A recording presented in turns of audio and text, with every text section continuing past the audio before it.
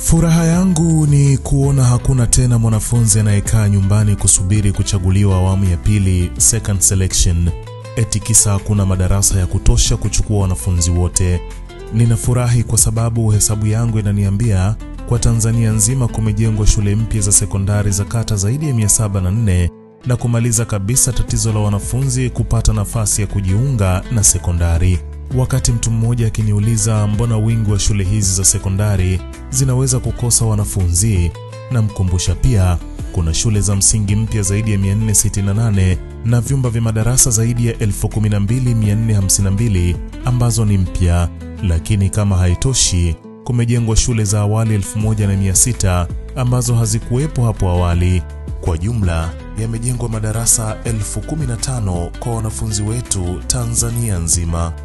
Na hapa ndipo ninapotaka kuongea na mama, ninapotaka kumwambia amevunja mfupa mgumu uliomshinda fisi na amezimaliza kabisa zile habari za kuwa fulani alichaguliwa second selection.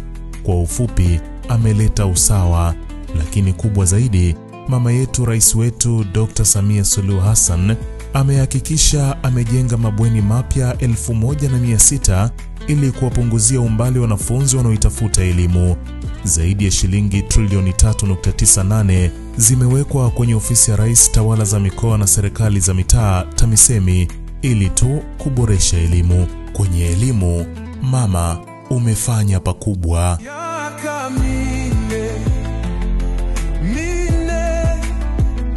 Miaka minne umeweza mama.